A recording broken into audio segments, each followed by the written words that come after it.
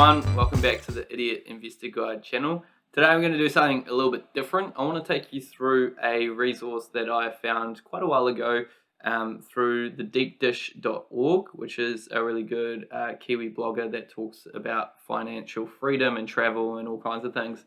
Highly recommend signing up to his mailing list. And when you do, you'll get access to this free resource, which is a net worth tracker.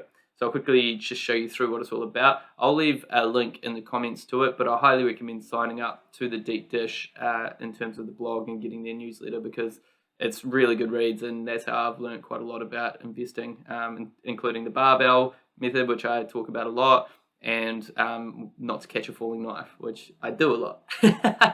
I know I shouldn't, but I do anyway.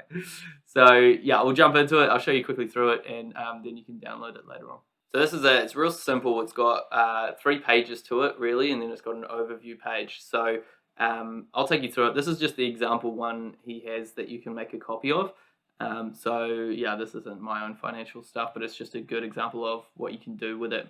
So the overview will show you basically your change in net worth over time, and you can be doing this monthly, weekly, daily, however you want to organize it. I do it monthly personally. I think that's a good way to do it. And this all feeds in from some of the other tabs down the bottom. So it'll basically give you your overall net worth, looking at your assets minus your debt. And you can change any of these up. These are just the ones he's put in terms of columns.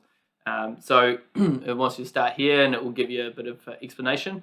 You honestly probably don't need to read all of this. It's pretty straightforward.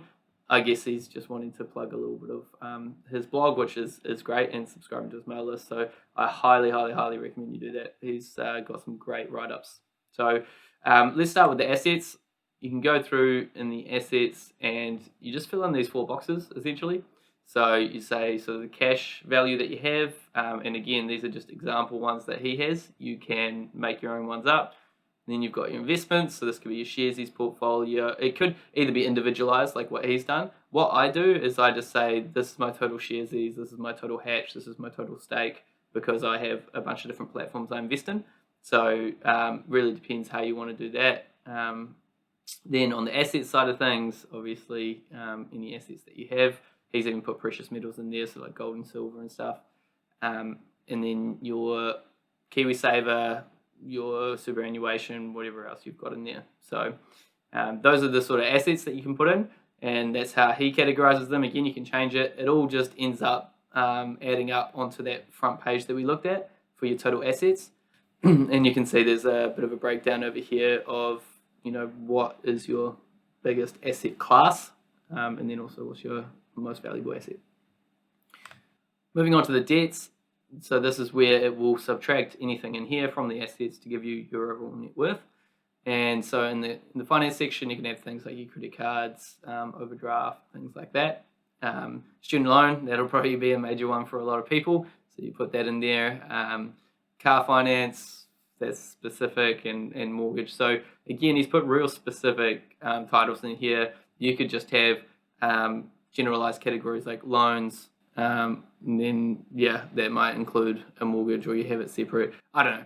I've left it pretty much the same as what he has. I don't have a car. I don't have a student loan, so mine's pretty simple.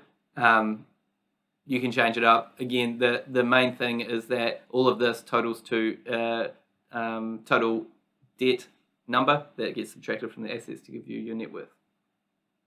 And the progress is where you put the amounts in each week, month, year, however you're tracking. That will then flow over and show in this graph here. So for me personally, I do it monthly. So and this is what he's done as well. So you say what your net worth is, what the change is, and you do that each month. And then you could put comments over here. So if I had a particularly high growth month, I say why. If I had a particularly low one, like maybe I'd spent more money than I should have, or I'd gone traveling or something along those lines, I'll say that as well. So it's nice just to, when you go and look back over the years, to say, okay, this is why I did or didn't do really well at saving that month or increasing my net worth that month, and what can I learn from that? He's got ones here, plus 11, plus 15, minus 4. So he would want to know what he did in this month that equaled such a high increase, and what did he do this month that actually made his net worth go backwards. So that's all I wanted to show on that. I found it really useful. It's just interesting at the very least to know your net worth. And be able to track it as it increases when you're investing, because as you're investing you should be seeing your net worth go up and up and up and up, and it should go incrementally, and with the compounding interest it'll end up skyrocketing, and it's quite nice to see. It's satisfying when you put in the work and do the savings and all the rest of it.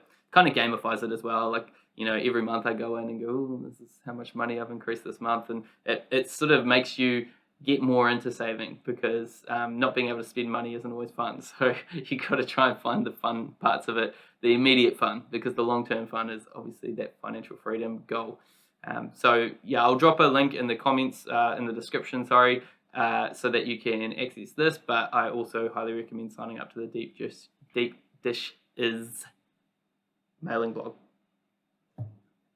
Catch you guys. Have a good one.